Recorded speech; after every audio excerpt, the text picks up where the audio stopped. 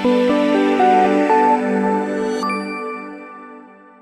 want to talk about where we are today. In July of this year, we refocused the company on age-related and orphan diseases. We're a science-driven company focused on the retina, and now an organization of about 35 people. And those 35 people have deep experience in ophthalmic drug development. I think in a moment, as I go through the programs, you'll see how effective they actually are. We have multiple retinal specialists internally. We have a strong global network of KOLs that facilitate development, and a highly experienced team that is very experienced in the development of clinical trials. That team has over 100 years experience, over 30 clinical trials, and 11 NDAs, mainly in ophthalmology. Our current programs are in two areas. Both in the age-related area, we have two ongoing programs, both in wet and dry. And as you know, those are multi-billion-dollar opportunities that still need new innovations there.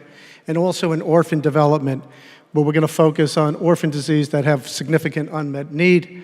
Currently, we have multiple programs ongoing or planned. Today, I'm going to talk a little bit about our autosomal receptive Stargardt trial. Finally, business development. Ophthotech does not have clinical laboratories. So we have a very strong BD group, and that group is very active now, looking for opportunities to fill our pipeline. Brief note, and I'm going to talk a little bit more about some financial metrics in the end. We're going to finish the year with $155 to $165 million. So we have built a diversified portfolio around Zimura, which is our C5 inhibitor. And back in July, when I mentioned the strategic realignment of the company to focus on retinal and orphan diseases, we took a serious look at Zimura. In fact, we put it through the same rigor that we put our BD efforts and decided that the data was compelling enough to start a number of programs. And here you see 5 programs. Many of that will start this year. In the case of dry AMD and GA, we have an ongoing Phase IIb trial. In the case of wet, we have an ongoing Phase IIa trial. I mentioned the Stargardt trial. That's also going to start in this quarter. And we also plan before the end of the year to start a trial in idiopathic, polypoidal, choroidal vasculopathy. Planned for next year is a trial in uveitis. So quite an aggressive portfolio using Zimura.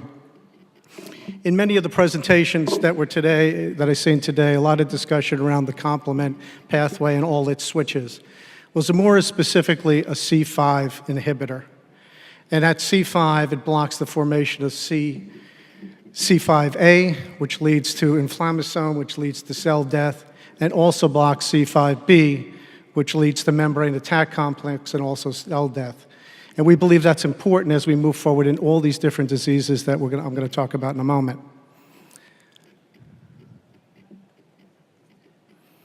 So I'm going to talk about 3 of the trials, 2 of the trials that are ongoing and one that's expected to start.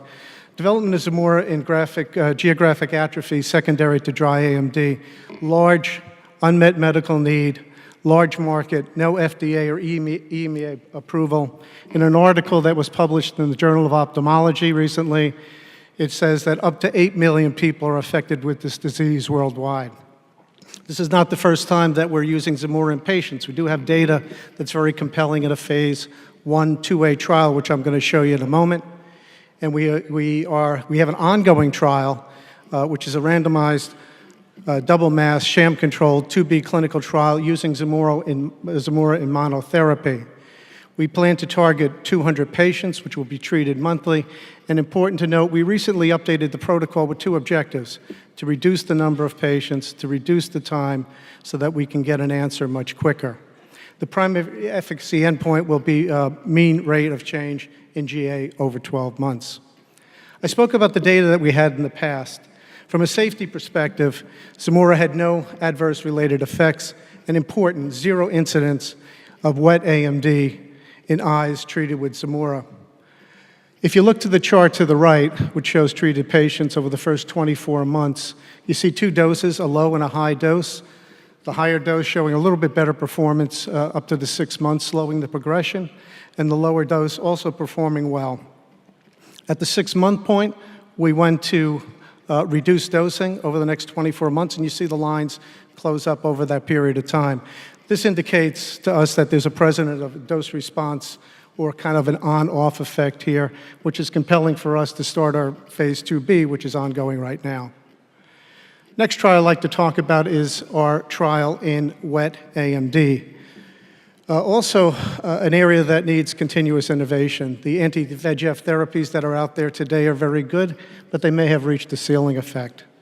In the real world, most patients decline vision over time. And in published data and studies, patients may develop geographic atrophy. The data points to 20% at the 2 years and up to 38% at the 5-year mark. So clearly an opportunity for continued improvement. Similar to the dry study, we do have data in a Phase IIa study, which was also compelling for us to start the IIa study. The design of that trial would be a dose ranging in combination with anti-VEGF, about 60 patients, naive patients that would be treated over a 6-month design. Just again, to look at the Phase IIa data in wet, quite compelling. It included treatment-naive patients, all C and V subtypes, and patients received 6 monthly doses of Zimura in combination with Lucentis. Safety, again, was very good here. All doses were well tolerated, and there were no safety concerns. But I point you to the data chart, and if you look at the doses at the bottom of the chart, starting with the low dose up to the high dose, significant improvement of 3-line visual gain at the 24-month period. And if you go to the highest dose, that's 60%, that is clearly an outlier when you compare that to current VEGF monotherapy. Again, compelling evidence that we should look at this further. Mentioned the third trial that we're going to talk about today, Stargardt. Very excited about this. Again, a disease that affects young children into adolescence, high unmet medical need. We put together what we believe very compelling scientific evidence based on where we're blocking at C5. And this is an orphan disease, which potentially could have priority review, and the data exclusivity here in the US is 7 years and 10 years overseas. The design of the trial is a IIb trial. It's randomized, double-masked, sham-controlled, and we plan to initiate this also before the end of the year. As I mentioned, we've got a very busy clinical group. And the design is about 120 patients, and the endpoint would be 18 months, and the primary endpoint would be mean rate of change in area of the ellipsoid defect. Mention BD. BD is a very important part of the organization. We do have folks dedicated to this, but I will tell you, everybody in the organization's working on BD. This is a busy chart. I'm not going to go through it, but we're looking clearly at preclinical and development assets. We've looked at a lot in the last 6 months. We're also pursuing novel therapies, a lot of discussions around the promise of gene therapy in the ophthalmic space, another area of interest that we have, and also looking and talking to companies and universities about different and compelling mechanisms of action that could be used in ophthalmology. And finally, the business development keeps us very active in the community and good relationships. So a couple of financial highlights. I did talk about the cash position of the company, but I point you to the second sub-bullet under 2, and I think this is an important point. The programs that we talked about to get to the next milestone will cost us between $25 and $35 million. When you look at that and what we've done with the infrastructure, we have more than sufficient capital to bring each of these programs to the next milestone, and we do have money for business development. So the company's in a very good financial position. So in summary, we have a wet AMD program. It's a IIa. It's ongoing. I didn't talk about data. We did talk about data release in our earnings call. We expect data at the end of 2018. We have a Phase IIb ongoing dry trial in GA with data expected in the second half of 2019. The Stargardt trial, which will start later this year, data in 2020. IPCV. Moving forward, and also uveitis next year. So I'd like to thank you. We're very busy and excited to be here, and thanks for listening to us.